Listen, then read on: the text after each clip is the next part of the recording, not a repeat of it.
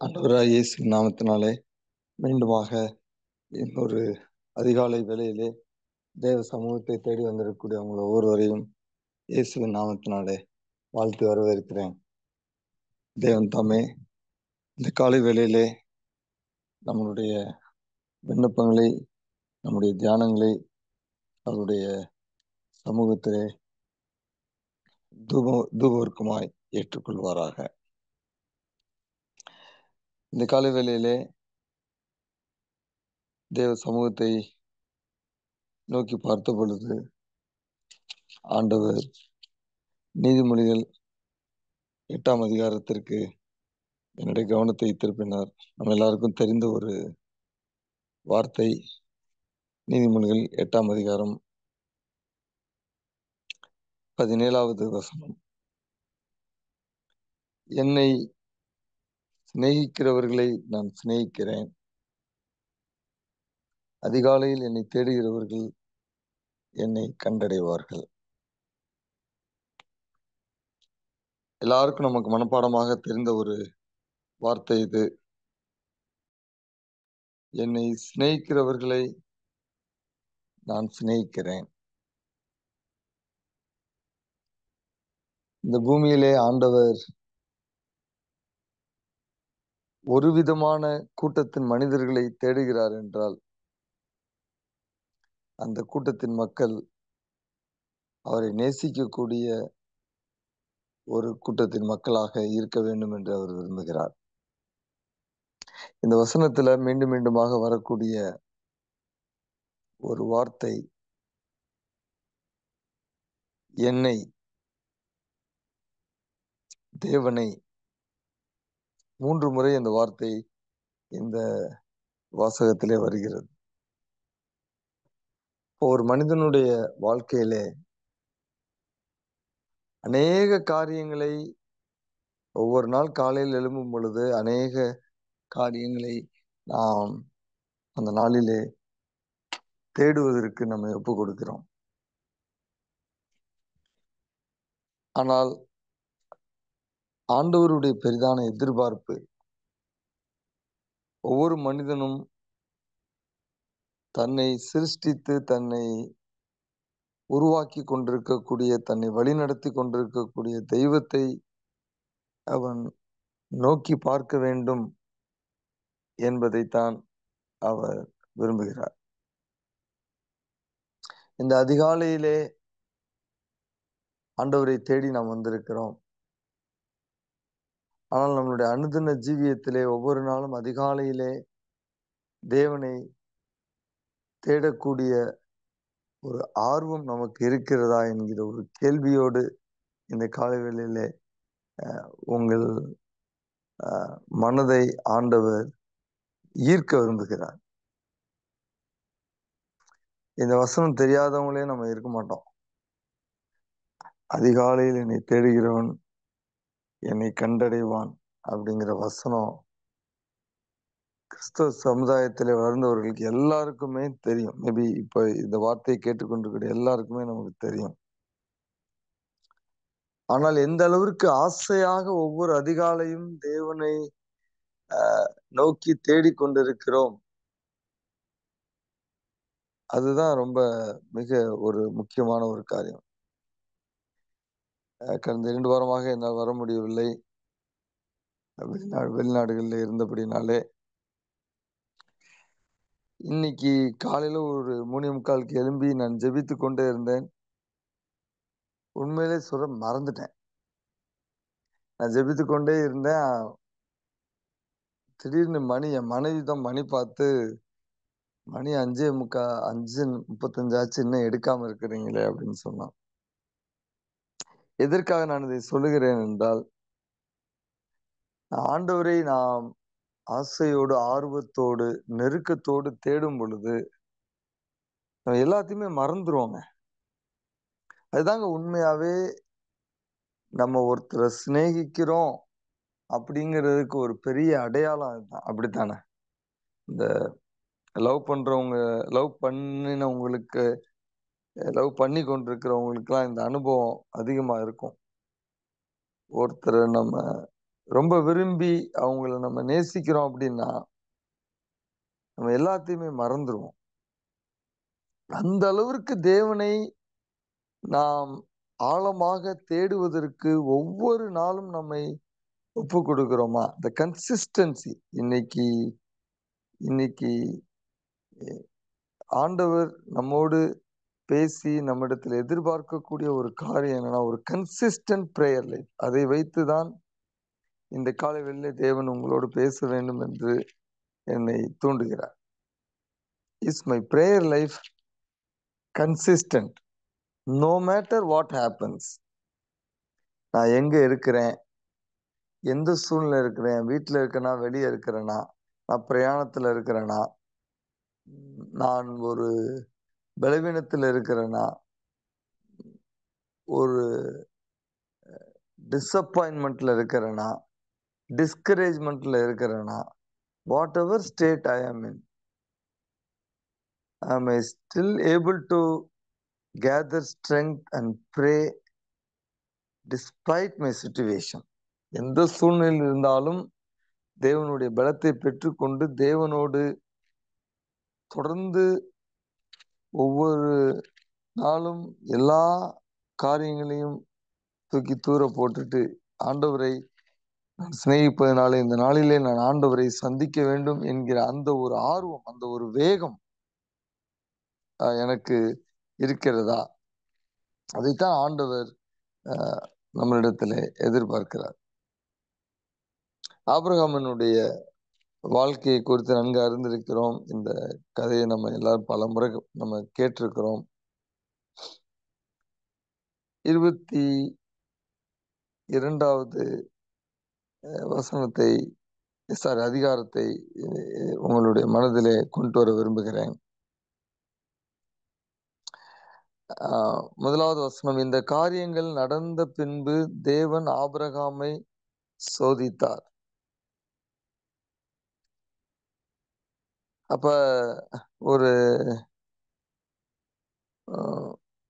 ஒரு ஒரு பெரிய ஒரு போராட்டம் 21ஆம் அதிகாரத்திலே நீங்கள் படித்தீர்கள் என்றால் ஆபிரகாம் ஒரு ஒரு ஹார்ட் பிரேக் அப்படின்னு சொல்லலாம். ஹார்ட் பிரேக்கிங் சிச்சுவேஷன் அப்படின்னு சொல்லலாம். பெத்த பிள்ளையை விட்டு நிரந்தரமாக பிரியக்கூடிய ஒரு சூழ்நிலையை நாம் படிக்கிறோம். 12வது வசனத்துல நாம் படிக்கிறோம், சாரால் உனக்கு சொல்வது எல்லாவற்றையும் கேள் அப்படின்னு சொல்றார் ஆண்டவர் ஆபிரகாமை பார்த்து. அடிமை பெண்ணாக ஆகாருடைய அந்த மகனை துரத்தி விடக்கூடிய ஒரு சூழ்நிலை, இதெல்லாம் நமக்கு நன்கு தெரியும். அப்ப இந்த ஒரு சூழ்நிலையில 14ஆம் வசனத்துல நம்ம வாசிக்கிறோம், ஆபிரகாம் அதிகாலையில் எழுந்து அப்பத்தையும் ஒரு துருத்தி தண்ணீரையும் எடுத்து ஆகாருடைய தோளின் மேல் வைத்து பிள்ளையையும் ஒப்பு கொடுத்து அவனை அனுப்பிவிட்டான். அவன் புறப்பட்டு போய் பெயர்சபாவின் வனாந்திரத்திலே அலைந்து திரிந்தாள். இத கற்பனை பண்ணி பார்க்க முடியலங்க. ஒரு தகப்பன் தன்னுடைய மகனை வனாந்திரத்திற்கு அனுப்பக்கூடிய ஒரு காரியம். சென்ற 2 வாரங்களாக சவுதி அரேபியா தேசத்திலே ஊழியர்களுக்கு சென்றிருந்தேன். அப்ப அந்த வனாந்திரத்தை நான் பார்த்தேன். பார்த்த உடனே எனக்கு இஸ்ரவேல் மக்கள் வனாந்திரத்திலே நடந்த ஒரு காரியம்தான் மனதிலே வந்தது. அனல் காத்து அடிக்கு இப்பதான் ஸ்டார்ட் பண்ணுது, இன்னும் ஆக்சுவலா வர வர ரொம்ப கூடும் அப்படின்னாங்க. ஒரு செகண்ட் அந்த அனலுக்கு எக்ஸ்போசர் ஆகிறதுக்கு அவ்வளோ சிரமமா இருக்கு. இந்த அனல் இருக்கக்கூடிய அந்த பகுதி, அந்த ஒரு வனாந்திரத்திலே ஆபிரகாம் தன்னுடைய மகனையும் தன்னுடைய அடிமை பெண்ணையும் அனுப்புகிறது என்பது அவ்வளவு சாதாரணமான ஒரு காரியம் இல்லை. எவ்வளவு வேதனை இருந்திருக்குமோ தெரியாது. ஆனா அது அவர் எப்படி செய்யறார் பாருங்க. அதைத்தான் நான் உங்களிடத்துல சொல்ல விரும்பினேன். ஆபிரகாம் அதிகாலையில் எழுந்து, ஆபிரகாமுக்கு ஒரு பழக்கம் இருக்கு. அவர் எப்பொழுதுமே அதிகாலையிலே எழும்பி ஆண்டவரை தேடக்கூடிய ஒரு தேவ மனிதனாய் இருந்தார். அவர் பாருங்க, தன்னுடைய பயணம் நிரந்தரமாக பிரியக்கூடிய ஒரு சூழ்நிலை வரும் பொழுது அவர் என்ன செய்கிறார்? அதிகாலையிலே எழுந்து அப்பத்தையும் ஒரு துருத்தி தண்ணீரையும் எடுத்து ஆகாரின் தோளின் மேல் வைத்து பிள்ளையை ஒப்பு கொடுக்கிறார். அப்ப சிம்பாலிக்கா ஆபிரகாம் என்ன பண்றாரு? காலையில எழும்பி தேவ சமூகத்திலே தன்னை அர்ப்பணித்து தேவனை தொழுது கொண்டு தேவனுடைய பிரசன்னமாகிய அப்பத்தை, நீங்க பாத்தீங்கன்னா ஆசரிப்பு கூடாரத்துல எல்லாத்தையும் நம்ம எடுக்கிறதுக்கு நேரம் இல்லை, but show bread of God's presence அப்படின்னு இருக்கும். ஸோ அப்பம் என்பது தேவனுடைய பிரசன்னத்திற்கு ஒரு அடையாளமாக இருக்கிறது. ஒரு துருத்தி தண்ணீர் என்பது ஆவியானவருடைய வழிநடத்துதலுக்கு அடையாளமாக இருக்கிறது. அப்ப ஆபிரகாம் ஜெபித்து தேவ பிரசன்னத்தையும் தேவ ஆவியானவருடைய ஆலோசனைகள் வழிநடத்துதலுக்கும் பிள்ளையை ஒப்பு கொடுத்து அவனை அனுப்பக்கூடிய ஒரு காரியத்தை தான் நாம் இங்கு பார்க்கிறோம். தேவனுடைய பிள்ளைகள் ஒவ்வொரு நாளும் அதிகாலையிலே எழும்பி தேவனை தேடும் பொழுது, அந்த வார்த்தை நீங்க மறக்காதீங்க. அந்த வசனத்துல 8ஆம் 14 நீதிமொழிகள்ல என்னை என்னை என்னை. அப்ப ஆபிரகாமிடத்திலிருந்து நம்ம அந்த வாசனத்தை ரெண்டையும் நம்ம சேரும்போது, என்னை தேட வேண்டும் என்பது தேவனை தேட வேண்டும் என்று என்கும் பொழுது, ஒவ்வொரு நாள் அதிகாலையில் எழும்பி இந்த 2 காரியத்தை மாத்திரம்தான் நம்ம ரொம்ப ஃபோக்கஸ் பண்ணணுங்க. தேவனுடைய பிரசன்னத்தை இந்த நாளிலே நான் சுமந்து செல்லுகிறேனா? என்னுடைய வாழ்க்கை தேவனுடைய பிரசன்னத்தை சுமந்து செல்கிறதா? அல்லது தேவனை சுமந்து செல்கிறதா? இன்னொன்னு, தேவ ஆவியானவருடைய ஆலோசனை எப்பொழுதும் எனக்கு எனக்கு பெற்றுக்கொள்ளக்கூடிய அந்த நிலையிலே என்னை நான் எப்படி தமிழ்ல சொல்றேன்னு தெரியல, நான் ஆங்கிலத்துல சொல்றேன், அப்புறம் வேணா டிரான்ஸ்லேட் பண்றேன். Positioning myself to receive the guidance of Holy Spirit at any moment. எல்லாருக்கும் ஓரளவுக்கு புரியும்னு நினைக்கிறேன். அதாவது நான் என்னை தேவனுடைய ஆவியானவருடைய ஆலோசனையை பெற்றுக்கொள்ளக்கூடிய அந்த ஒரு இடத்துல எப்பொழுதுமே நான் வைத்திருக்க வேண்டும். அப்ப இந்த 2 காரியத்தையும் நான் காலையில எழும்பி தேவ சமூகத்தை நோக்கி பார்த்து இந்த 2 காரியத்தையும் இந்த நாள் முழுவதும் எனக்கு இந்த 2 காரியம் மாத்திரம் எனக்கு வேணும். அவ்வளவுதாங்க. அதிகாலை ஜெபம் அப்படிங்கிறது, அதிகாலையில் எழும்பி தேவனை ஆர்வத்தோடு தேடுவது என்பது எப்படின்னா, if you break down this 2 things are very important. இது 2 இருந்தா போதுங்க, நீங்க உலகத்தை சாதிச்சிடலாம். உங்களுக்கு என்ன பிரச்சனை இருந்தாலும் சாதிச்சிடலாம். ஆபிரகாமுக்கு எப்படி ஸ்ட்ரென்த் வந்துச்சு? பிள்ளையை வனாந்திரத்துக்கு அனுப்புனதுக்கு அவனுக்கு ஒரு நம்பிக்கை. தேவனை நான் என் பிள்ளையோடு அனுப்புகிறேன், ஆகாரோடு அனுப்புகிறேன், தேவ ஆலோசனை அவர்களோடு அனுப்புகிறேன், ஆண்டவர் அற்புதமாய் நடத்துவார் என்கிற ஒரு ஒரு காரியம். வனாந்திரத்துல வாய்ப்பே இல்லைங்க. தண்ணிங்கிறதுல எங்கேயுமே இல்லை. ஒரு அப்படியே வெறும் சாண்ட் தான். ஆனா தேவ பிரசன்னத்தை, தேவ ஆவியானுடைய ஆலோசனை ஆபிரகாம் ஜெபத்தோடு அடிமை பெண்ணுக்கு சொல்லி அனுப்பினபடினாலே 19ஆம் வசனத்துல வாசிக்கிறோம், ஆகார் அழுது கொண்டிருக்கக்கூடிய சத்தத்தை தேவன் கேட்டு வந்து இது மாதிரி சொல்றார். தேவன் அவளுடைய கண்களை திறந்தார், அப்பொழுது அவள் ஒரு தண்ணீர் துறவை கண்டு. வாய்ப்பே இல்லைங்க.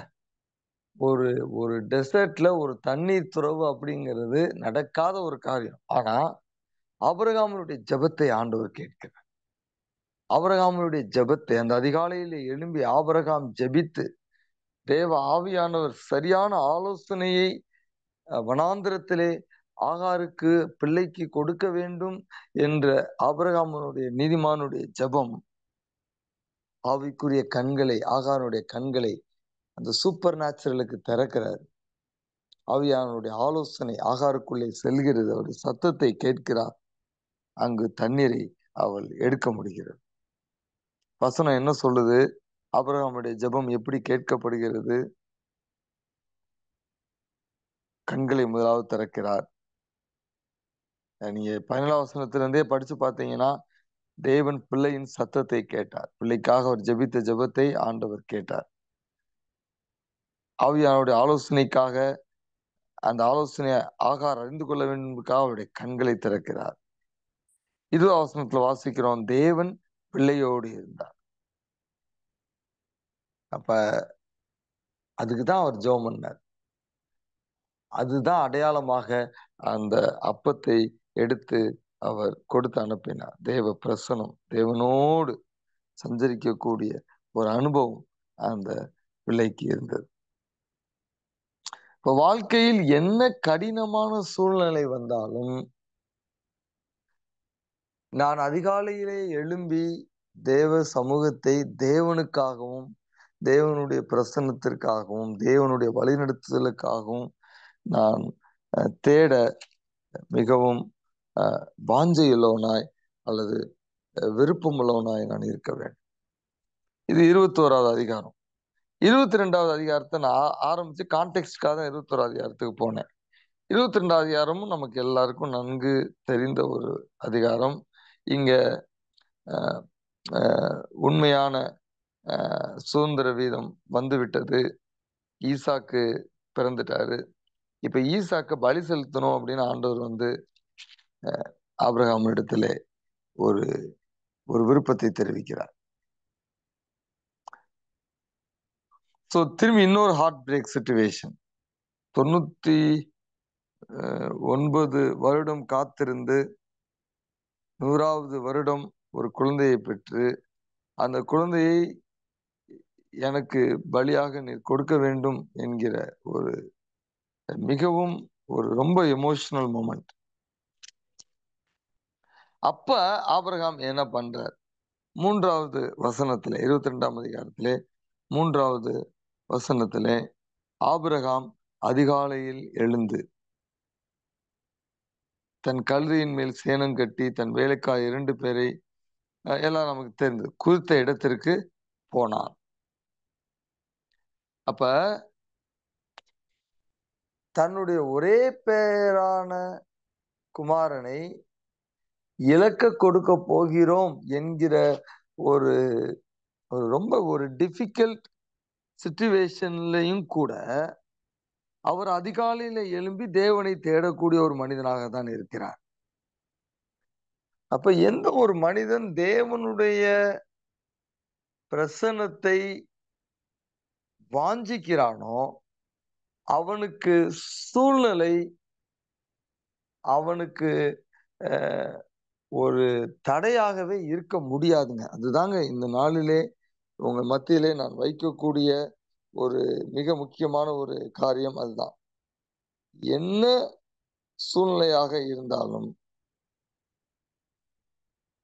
தேவனுடைய சமூகத்தை வாஞ்சித்து பழக்கப்பட்டவர்கள் அதை தேடாம இருக்க முடியாது. நீங்க டிராவல்ல இருக்கலாம், நீங்க கல்யாணத்துல இருக்கலாம், நீங்க உங்க பிள்ளைங்க வீட்டுக்கு ரொம்ப வருஷத்துக்கு பிறகு போயிருக்கலாம், நீ என்ன வேணாலும் இருக்கலாம், நீங்க ஒரு டிப்ரெஷனுக்குள்ள கூட போயிருக்கலாம், அப்படிப்பட்ட சூழ்நிலை சந்திச்சிருக்கலாம், பலவீனத்துல இருக்கலாம், வாட் எவர் சிச்சுவேஷன், ஆண்டவரை நீங்க அதிகாலையில எழும்பி தேடக்கூடியவங்களா இருப்பீங்க. இந்த ஆர்வம் உங்களுக்கு இருக்கும். அதிகாலையில் ஆண்டவரை தொழுது கொண்டு ஆண்டவரை தேடி அவருடைய சமூகத்திலே நம்மை நாம் ஒப்பு கொடுக்கும் பொழுது அந்த நாளுக்குரிய அனைத்து காரியங்களையும் ஆண்டவர் லைன் அப் பண்ணிடுவார். அவர் உங்களுக்காக நீங்க செய்ய வேண்டியதை செஞ்சிருவார். ரொம்ப ஈஸிங்க. நிறைய பேருக்கு ஏன் இது புரிய மாட்டேங்குதுன்னு எனக்கு தெரியல. நம்ம ஒரு நாளை கடப்பது நிறைய பேர் ஐயோ! இந்த நாளை எப்படி நான் ஃபேஸ் பண்ண போறேன்? இந்த நாள் எப்படி? அப்படின்னு நம்ம மலைக்கிறோம். நீங்க ஆண்டவருடைய சமூகத்தை அதிகாலையிலே தேடக்கூடியவர்களாக இருப்பீங்கன்னா, நீங்க உங்களுக்கு கவலையே இருக்கக்கூடாதுங்க. இருக்காது. ஏன்னா, நம்ம பிரேயர் பண்ணிட்டோம். இந்த நாள் கடவுள தேடிட்டோம். அவர் எல்லாத்தையும் பார்த்துக் கொள்வார். அவர் யெகோவா ஈரே. பின்னாடி நம்ம படிக்கிறோம்ல இங்க. யெகோவா ஈரே அப்படிங்கிற வார்த்தை இங்க தான் வருது 14வது வசனத்துல. ஆபிரகாம் அதிகாலையில எழும்பி ஜெபம் பண்ணிட்டு எல்லாத்தையும் கூட்டிட்டு போறாரு. பலி செலுத்த போறாரு. ஆடு எங்கன்னு கேட்கிறான். கடவுள் பார்த்துக்குவாரு அப்படிங்கிறாரு. எதன் அடிப்படையில சொல்றாரு? சும்மா ரேண்டமா சொல்லல. அவருக்கு ஒரு நம்பிக்கை. ஆண்டவரிடத்தில் நான் ஜெபித்து விட்டேன். ஆண்டவர் நிச்சயமாக ஒரு பலியாடை ப்ரொவைட் பண்ணுவார். என் மகன் மரித்தாலும், அவன் பலியாடாக மாறி மரித்தாலும், அவனை உயிரோடு எழுப்பியாவது தேவன் ஒரு அற்புதத்தை செய்வார் என்பதை ஆபிரகாம் விசுவாசித்தான் என்று எபிரேயர் 11ஆம் அதிகாரத்துல நாம் வாசிக்கிறோம். அப்ப அதுதான் அதுதாங்க நம்ம காலையிலே எழும்பி, அதிகாலையிலே எழும்பி தேவனுடைய சமூகத்தை தேடும் பொழுது, எல்லாவற்றையும் தேவன் அந்த நாளிலே எனக்காக நான் நிற்க வேண்டிய இடத்திலே நான் செய்ய வேண்டிய காரியங்களை செய்வதற்காக என் தேவன் அவருடைய பிரசன்னத்தினாலே காரியங்களை சரிப்படுத்துவார், காரியங்களை ஆசீர்வதிப்பார், காரியங்களை எனக்கு ப்ரொவைட் பண்ணுவார் என்கிற அந்த ஒரு அசைக்க முடியாத ஒரு நம்பிக்கை அவருக்கு வரும். ஏன்னா இந்த ஜேர்னி அவர் துவங்கும்போது அவர் எங்க போகணும், எந்த இடத்துக்கு போகணும் அப்படின்னு கூட தெரியாம தான் அவர் கிளம்பி போறார். ஒரு ஒரு ஒரு ஒரு என்ன சொல்றது? ஒரு ரொம்ப ஜெனரிக்கா ஒரு ஜெனரல் ஒரு கான்டெக்ஸ்ட்ல தான் சொல்றார்.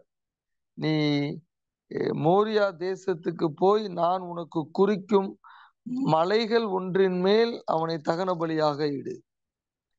அப்ப மோரியா தேசத்துல பல மலைகள் இருக்கு. ப்ளூரல்ல தான் சொல்றார். அந்த மலையில ஒரு மலையில போ. எந்த மலை? இந்த மலைக்கு போ. இப்போ உதாரணத்துக்கு மோரியாங்கிறத தமிழ்நாடுன்னு எடுத்துக்குவோம். தமிழ்நாட்டுல எத்தனையோ மலை இருக்கு. கொடைக்கானல் இருக்கு, ஊட்டி இருக்கு, சிறுமலை இருக்கு, எத்தனையோ இடங்கள் இருக்கு. ஆனா நீ ஒரு இடத்துக்கு போ அப்படின்னா, பயணத்தை அவன் ஆண்டவருடைய சமூகத்திலே வைத்து துவக்குகிறான். என்ன நம்பிக்கை? as I journey towards my destination, God will provide me direction for my destination. அதுதான் அவருடைய நம்பிக்கை. அப்ப ஒவ்வொரு நாளும் நானும் அநேக காரியங்கள், அநேக டெஸ்டினேஷனை நோக்கி நான் போகிறேன். அதுக்கு எனக்கு டைரக்ஷன் தேவை. அதற்கு காலையிலே எழும்பி நான் தேவ சமூகத்தை தேடும் பொழுது ஆண்டவர் எனக்கு அந்த டைரக்ஷனை கொடுப்பார். டைரக்ஷனை நிறைய நேரத்துல நமக்கு தேவையான டைரக்ஷனை நம்மளே ஏற்படுத்திக்க பார்க்கிறோம். நமக்கு தேவையான டைரக்ஷனுக்கு நிறைய மனிதர்களை நாம் தேடி போகிறோம். நிறைய நேரத்துல அது டிசாஸ்டரா முடிந்துருது. இந்த காலை வெளில தேவன் நம்மோடு பேசி கொண்டிருக்கிறார். ஒவ்வொரு நாளும் காலையிலே நீங்க எழும்பும் பொழுது ஒரு ஒரு நல்ல சீசன்ட் கிறிஸ்டியன் ஜேர்னில நீங்க இருப்பீங்க அப்படின்னா, you cannot wait for early morning to come so that you can get into the presence of God. அதுதாங்க ஒரு ஒரு சீசன்ட் கிறிஸ்டியன் மென் ஆர் விமனுடைய ஐடென்டிட்டி. நீங்க ஒரு காலை கூட மிஸ் பண்ண மாட்டீங்க. கடந்த ஒரு வாரத்தை நீங்க யோசித்து பாருங்க. கடந்த ஒரு வாரத்துல எத்தனை நாள் அதிகாலையில ஆர்வத்தோடு நீங்கள் தேவனை தேடினீர்கள். அப்படி நீங்கள் ஆர்வத்தோடு தேவனை தேடும் பொழுது எவ்வளவு நம்பிக்கையோடு தேவனை தேடினீர்கள். அப்படி நீங்கள் ஆர்வத்தோடு நம்பிக்கையோடு தேடும் பொழுது எவ்வளவு ஆண்டவர் உங்களுக்கு சமீபமாக இருந்து உங்களுடைய காரியங்களை அவர் வழி நடத்தினார் என்பதை நீங்க ருசிச்சு பார்த்தீங்களா? நீங்க அப்படி ருசித்து பார்த்த பிறகு அதற்காக தேவனுக்கு நன்றி செலுத்தினீங்களா? தேவன் இதை ப்ரொவைட் பண்ணினார் எனக்கு அப்படின்னு நீங்க நன்றி செலுத்தினீங்களா? இதுதான் ஒவ்வொரு நாளும் உங்களுடைய ஆவிக்குரிய வாழ்க்கைய மார்க் பண்ணக்கூடிய ஒரு சில சின்ன சின்ன டிட்பிட்ஸ் இந்த காலை வேளை தேவ சமூகத்திலே நம்ம மீண்டுமாக நம்மை அர்ப்பணிப்போம். ஆபிரகாம் மிகவும் இக்கட்டான ஆபத்தான சூழ்நிலை மத்தியிலும் அதிகாலையிலே எழும்பி தேவனை தேடக்கூடிய ஒரு உணர்வுள்ள ஒரு மனிதனாக அவர் இருந்தார் என்றால், நம்மளாம் அந்த மாதிரி ஆண்டவர் நம்மிடத்துல எதிர்பார்க்கலங்க. அந்த மாதிரி ஒரு தியாகத்தை ஆண்டவர் நம்ம எல்லாரிடத்துலயும் இன்னும் கேட்டு வரலங்க. அப்படிதான் அட்லீஸ்ட் என்னைய நான் நினைக்கிறேங்க. அந்த அளவுக்கு இன்னும் தள்ளப்படலை, அதிகோரத்திற்கு நான் தள்ளப்படலை. ஆண்டவர் நம்மை எவ்வளவு அற்புதமாய் நடத்தி கொண்டிருக்கிறார். ஆண்டவர் நம்மை எவ்வளவு கரிசனையோடு ஒவ்வொரு நாளும் நம்மை உற்று நோக்கி பார்த்து, இந்த நாள் தேவனுடைய சமூகத்திலே என் பிள்ளை வந்துராதா என்று ஒரு பெரிய எதிர்பார்ப்போடு இருக்கிறார். நம்ம அப்படி அதிகாலையிலே ஆண்டவருடைய சமூகத்திலே நாம் அவரை தேட ஒரு சில நாட்கள் நம்மை ஒப்பு கொடுக்கும் பொழுது, ஆசையோடு போறோமா இல்ல கடமைக்காக போறோமா, பயத்தோடு போறோமா, ஐயோ இந்த நாள்ல இந்த தேவை இருக்கு, அந்த தேவை சந்திக்கப்படணுங்கிற அந்த எண்ணத்தோடு போறோமா, அல்லது ஆபிரகாமை போல தேவனுடைய பிரசன்னத்திற்காகவும் தேவ ஆவியானவருடைய வழிநடத்தலுக்காகவும் அதை மனதிலே வைத்து நாம் செல்கிறோமா? ரெண்டு காரியம் தான். ஒவ்வொரு நாள் அதிகாலையில் எழும்பும் பொழுது முதலாவது தேவ பிரசன்னத்தை நீங்க வாஞ்சிக்கணும்னு ஒரு தீர்மானம் எடுங்க. உங்களுடைய தேவைகளை எல்லாம் பின்னாடி தள்ளிருங்க. ஆண்டவரே உங்க பிரசனம் எனக்கு வேணும், அந்த பிரசனத்தை இந்த நாள்ல நான் சுமந்துட்டு போகணும். என்னுடைய வேலை ஸ்தலத்திலே நான் உம்முடைய பிரசனத்தை சுமந்து போவது நிமித்தமாக என் கூட இருக்கக்கூடியவங்க இந்த நாளில தொடப்படணும், அவங்க மறுரூபமாகணும். உங்களுடைய பிரசனம் என்னை மறுரூபமாக்கினது போல அவர்களை இந்த அதிகாலை வேளையிலே நான் எழும்பி உம்முடைய பிரசனத்திலே இருந்ததுனாலே என்னை நீ தொட்டு என்னை நீ மறுரூபமாக்கினது போல அந்த ஒரு எசன்ஸ், அந்த ஒரு வாசனை, ஒரு வசனத்தை ஆண்டவர் மனதில் நினைவு கூறுகிறார். அந்த வசனத்தை சொல்லி ஒரு அப்பீல் பண்ணி நான் முடிக்க விரும்புகிறேன். 2 கொரிந்தியர் 2 அதிகாரத்திலே 14வது வசனம் இவ்விதமாக நமக்கு சொல்லுகிறது.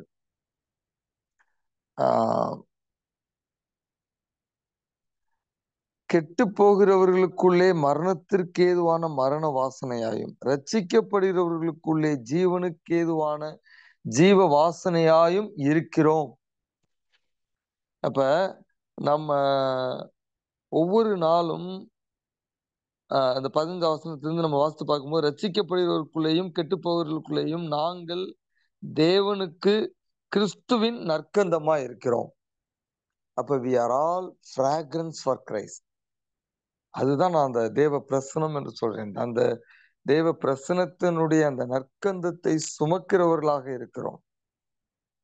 அப்ப ரட்சிக்கப்படுகிறதற்குள்ளே ஜீவனுக்கு ஏதுவான ஜீவ வாசனையா இருக்கிறோம் என்றால், நம்ம ஆண்டவருடைய பிரசனத்தில் ஒவ்வொரு நாள் அதிகாலையில எழும்பி அந்த பிரசனத்தினுடைய ஒரு போர்ஷனை நம்ம எடுத்துட்டு உலகத்திற்கு போகும் பொழுது, அது அநேகருடைய ரட்சிப்புக்கு ஏதுவாக ஜீவ வாசனையாக நம்மிலிருந்து வெளிப்படுவதற்கு அது ஒரு பெரிய வாய்ப்பு. எவ்வளவு பெரிய ஒரு பாக்கியம்! இந்த உலகம் தேவனை தேடிக்கொண்டே இருக்கிறது, யாரோ ஒருவரை தேடிக்கொண்டே இருக்கிறது. நீங்களும் நானும் எப்படியாவது அந்த தேடுதலுக்கு பதிலாக இருக்க வேண்டும் என்றுதான் ஆண்டவர் ஒவ்வொரு நாளும் அவருடைய சமூகத்திலே உங்களையும் என்னையும் அதிகாலையிலே ஈர்க்க விரும்புகிறார். இந்த காலை வேளையை நம்ம ஒப்பு கொடுப்போம். ஆண்டவரே, ஒவ்வொரு நாளும் அதிகாலையிலே உம்முடைய பிரசன்னத்தை நான் தேடி வந்து உமக்கென்று ஜீவ வாசனையாக அந்த நாளிலே அநேகருடைய ரட்சிப்பிற்கு பிரயோஜனமாய் இருக்கும்படியாக என்னை நீர் பயன்படுத்தும் என்கிற அந்த ஒரு உணர்வுள்ள ஆவியோடு நான் தேவனை தேட என்னை நான் அர்ப்பணிக்க வேண்டும். அது மாத்திரமல்ல, ஒவ்வொரு நாளும் தேவ ஆலோசனைக்காகவும் நான் தேவ சமூகத்தை நான் தேட வேண்டும். என்னுடைய ஆலோசனை, மனிதனுடைய ஆலோசனை, இவைகள் அனைத்தையும் நான் நிராகரிக்கணும்னு நான் சொல்லல.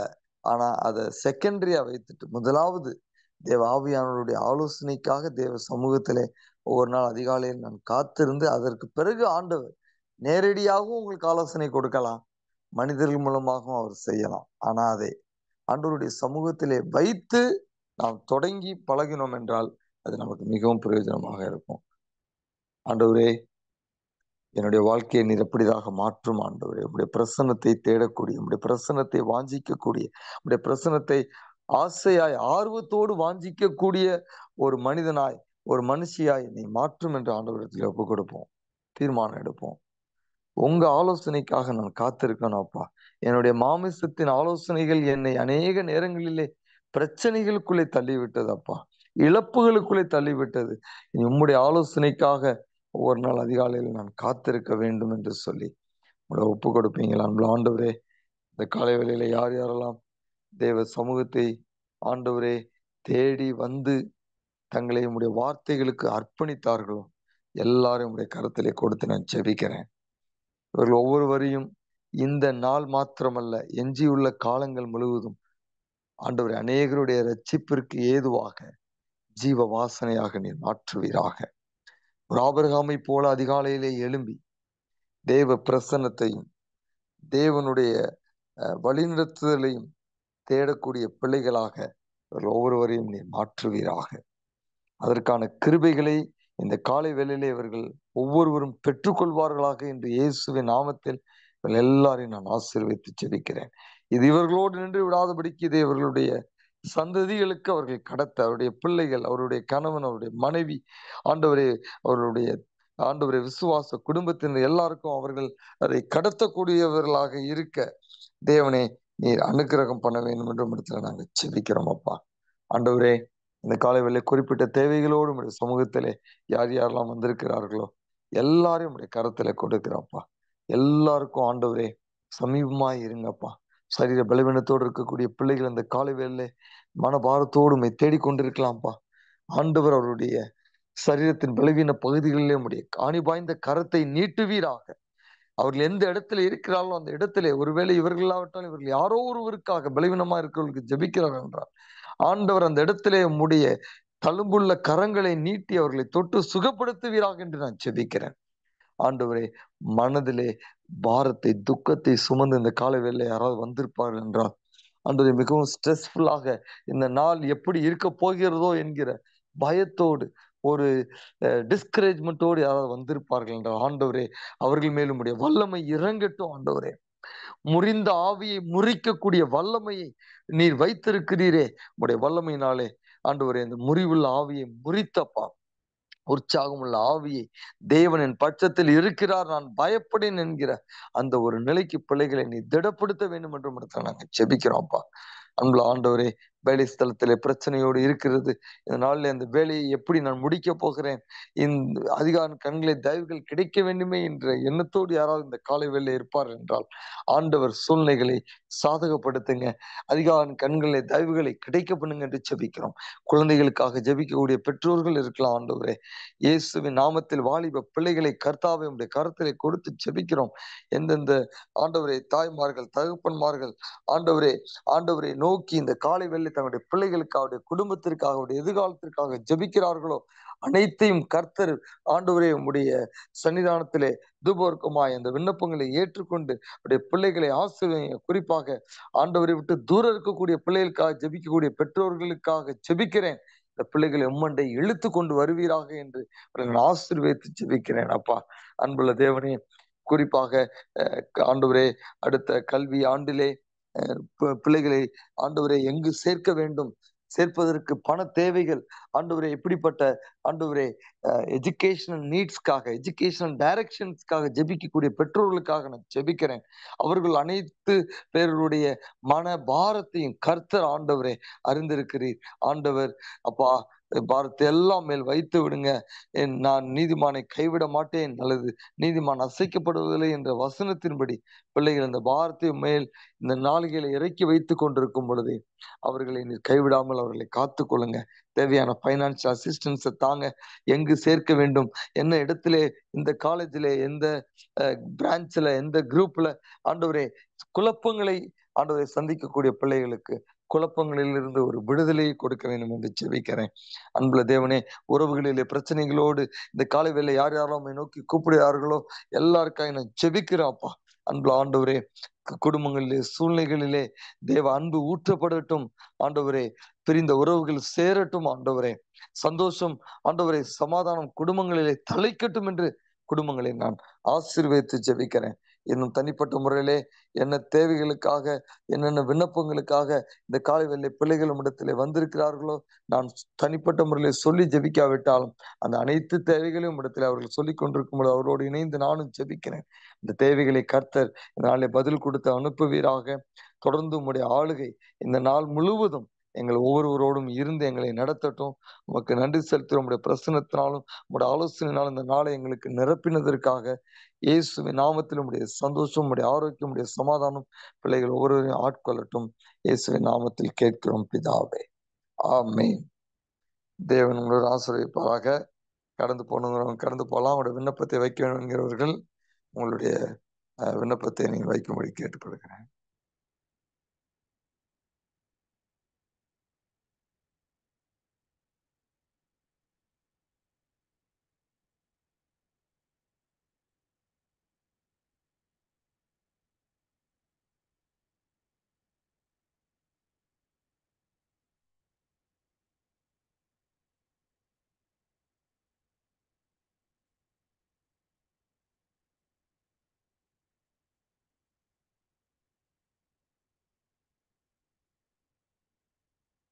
ஒரு சகோதரி தங்களுடைய குடும்பத்தில் இருக்கக்கூடிய குறிப்பா அவருடைய மகனுக்கு இருக்கக்கூடிய கடன் பிரச்சனையிலிருந்து ஆண்டவர் ஒரு விடுதலையை கொடுக்க வேண்டும் என்று ஜெபிக்க கேட்டுக்கொண்டிருக்கிறாங்க. உங்கள் ஆண்டவரே, அருமையான சோருக்காக ஜெபிக்கிறோம். ஆண்டவரே, இவர்கள் சினிமா துறையில் இருக்கிறார்கள் என்றாலும் ஆண்டவரே அவர்களுக்கு ஒரு பெரிய ஃபைனான்சியல் நெருக்கடி, ப்ரொடியூசர் கொடுக்க வேண்டிய காசை கொடுக்காமல் ஏமாற்றி கொண்டிருக்கிறார். அதனால நிறைய கடன் பட்டு இருக்கிறாங்க. அன்புள்ள தேவனே, இந்த குடும்பம் ஸ்தம்பித்திருப்பதை அறிகிறீர்.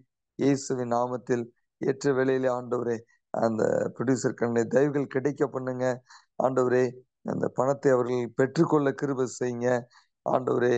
தன்னுடைய தவறை உணர்ந்து இனி சினிமா துறையிலிருந்து வேறு துறைக்கு செல்ல வேண்டும் என்று அதற்கான வேலையை அடுத்த மாதத்திலிருந்து துவக்க இருக்கக்கூடிய இந்த சகோதரனுடைய மனம் திரும்பலை ஏற்றுக்கொண்டு ஆண்டவர் எப்படியாவது இந்த ஃபைனான்சியல் டிஃபிகல்ட்டியிலிருந்து மகனுக்கு ஒரு விடுதலையை கொடுங்க. உனக்கு நன்றி செலுத்துகிறோம். ஜெபத்தை கேட்டதற்காய் இயேசுவின் நாமத்தில் கேட்கிறோம் பிதாவே, ஆமென்.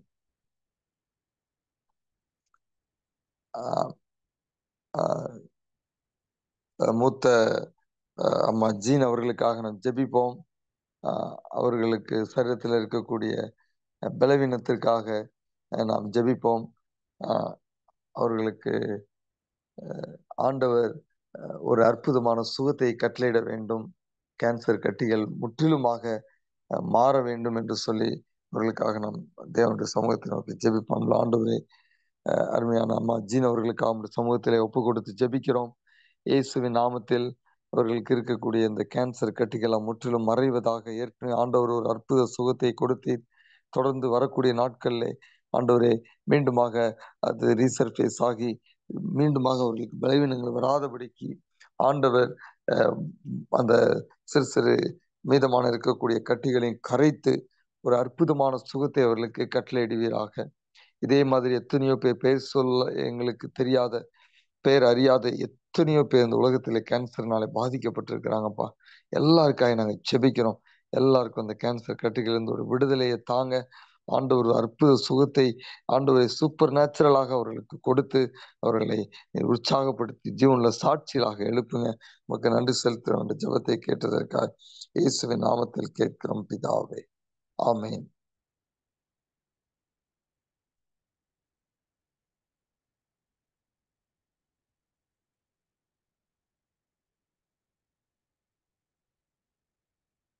அன்புள்ள தேவனே, இந்த காலை வேளையிலே உங்களுடைய சமூகத்தை நோக்கி தொடர்ந்து நாங்கள் ஒரு சில விண்ணப்பங்களுக்காக ஜெபிப்பதற்கு எங்களுக்கு நீர் கிருபை கொடுத்ததற்காக நன்றி செலுத்துகிறோம். என்னோடு இணைந்து ஜெபிக்கக்கூடிய ஒவ்வொரு குடும்பத்தையும் உடைய கருத்துல ஒப்பு கொடுக்கிறேன். தனிப்பட்ட இந்த நபர்களையும் உடைய கருத்துல கொடுக்கிறேன். இவர்களை ஆசீர்வதிங்கப்பா. ஆண்டவரே, இவர்கள் இந்த நாளிலே என்னென்ன காரியங்களை எங்கெங்கு செய்தாலும் தேவனுடைய கிருபை, தேவனுடைய பிரசனம் இவர்களை தாங்கி நடத்தட்டும். ஆண்டவரே, ஆண்டவரே, இவர்கள் பார்க்கக்கூடிய வேலை ஸ்தலங்களிலே உம்முடைய ஜீவ வாசனையாக இவர்களை இந்த நாளிலே நீர் உபயோகப்படுத்துவீராக என்று நாங்கள் ஜெபிக்கிறோம். பள்ளியிலே வேலை பார்க்கக்கூடிய பிள்ளைகள் உண்டு. ஆண்டவரே, பெரிய பெரிய கம்பெனிஸ்ல வேலை பார்க்கக்கூடிய பிள்ளைகள் உண்டு. ஆண்டவரே, வீட்டிலே இருந்து குடும்பங்களுக்காக தேவைகளை சந்தித்து ஜெபிக்கக்கூடிய பிள்ளைகள் இடத்துல உண்டு. தூரதேசத்துல இருந்து இணைந்து ஜெபிக்கக்கூடிய குடும்பங்கள் உண்டு. எல்லோரையும் கர்த்தர் நீர் ஆசீர்வதிங்கப்பா. அவரவர்களுடைய மனபாரங்களை அறிந்திருக்கிறீர் ஆண்டவரே. அப்பா, ஆகாரினுடைய கண்ணீரை அன்றைக்கு கண்ட தேவன், அந்த பிள்ளையினுடைய கண்ணீரை கண்ட தேவன், இவர்கள் ஒவ்வொருவருடைய கண்ணீரை நீர் கண்டு ஆண்டவரே, அவருக்கு ஆண்டவரே, ஆகாருக்கு வனாந்திரத்திலே ஒரு வழியை திறந்தது போல இந்த பிள்ளைகளுடைய வாழ்க்கையிலும் இவர்கள் யாருக்காக ஜெபிக்கிறார்களோ, யாருக்காக பாரப்படுகிறார்களோ, அவர்களுக்காக ஆண்டவரே, அவர்களுடைய கண்கள் திறக்கப்படும்படியாய், தேவனுடைய மெய்யான வழியை அவர்கள் அறிந்து கொள்ளும்படியாய் தேவன் இந்த நாளிலே அற்புத கரத்தை நீட்டுவீராக. உமக்கு நாங்கள் நன்றி செலுத்துகிறோம். எங்கள் ஜெபத்தை எல்லாம் கேட்டதற்காக. அடுத்த வாரம் மீண்டுமாக நாங்கள் இதே இடத்துல வந்து உம்மை நோக்கி ஜெபிக்கிறவரை தேவனே, உங்களுடைய கிருபை, உங்களுடைய பிரசனம், உங்களுடைய சமாதானம், உங்களுடைய ஆரோக்கியம் எங்கள் ஒவ்வொருவரையும் எங்களுடைய குடும்பங்களையும் தாங்கி நடத்துவதாக இயேசுவின் நாமத்தில் கேட்கிறோம் பிதாவே. ஆமென். தேவன் ஒரு ஆசீர்வதிப்பாராக. சமாதானத்தோடு கடந்து செல்லும். ஆமென்.